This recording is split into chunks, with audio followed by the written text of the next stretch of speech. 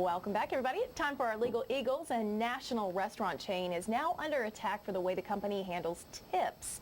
Joining us with more on this, we have our own Legal Eagles on street from the Higgins firm. Thanks for coming in. Oh, no problem. Glad to be here. Well, you know, most of the time I thought it was kind of customary. If you're a server and you get tips, then you just keep what you get. But some places do something called pooling tips. That's where this comes in, right? That's right. And some employers require their servers to do what's called tip pooling. What that means is they will force you to share a portion of your tips with, say, the busboy or say someone else, a bartender who may be serving drinks to people at the bar, things like that. So it kind of tried to make it a little bit more fair, I guess, for everybody in the service. But now they've come under fire because of the way that they're doing it. So what is it that they're doing wrong when it comes to tip pooling? Well, most people who are in the service industry, waitresses, bartenders, etc., can get paid $2.13 an hour, which is well below minimum wage. Right.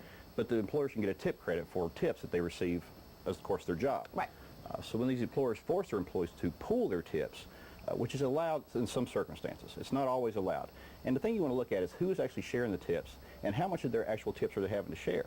The persons that can share the tips are people who actually come in contact with the customers, the people who are serving, the waiters, the waitresses, the bartenders who are serving drinks. Right. The busboys actually are okay. You know, they're over there bussing tables, you know, and someone leaves a tip, they may want the busboy to get a little bit of it.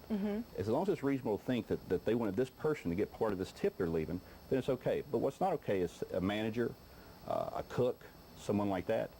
And it's never okay to do if it results in a person making less than minimum wage, which is $7.25. Oh, so that's where it really falls into play. If some of these people are pooling their tips and they're making less than minimum wage, then that's what it comes under fire. So what happens now and where this case is going? Well, this is a case that's a big class action lawsuit against the national restaurant chain. So they're going to look in who is sharing the tips. Was it sharing with, sometimes these lawsuits involve sharing with a hostess who may seat people, and that's kind of a questionable, do they get to share, do they not, or did the person leave a tip for the hostess?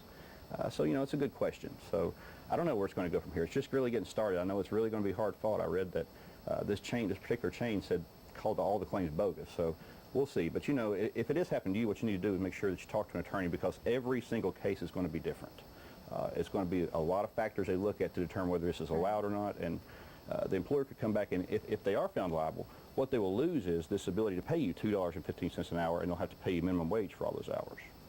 Interesting. Very interesting. So if people do think that they have a case for this, how do they go about proving it? Is that going to be the hard part?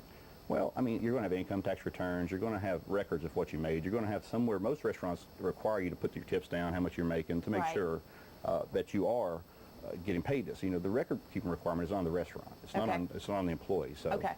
So that's good to know. All right, well, if you have questions about this, a lot of people in town, you know, they come into town for music and they end up having to serve or wait tables for a while. So I know this affects a lot of people. You can give the Legal Eagles a call at the Higgins firm. It's 1-800-705-2121, online, thehigginsfirm.com. And if you have more questions, send them to us, Tennessee Mornings at fox17.com. Thanks for coming in, John. No problem. Thanks for having me. We appreciate it. Yeah. All right, coming up, sharpening your mind, the little changes that can make a big difference. And this YouTube post is getting the attention of Murfreesboro police. Why the man going into the pool is into a lot of hot water with officers. Plus, this week's Moby Deal is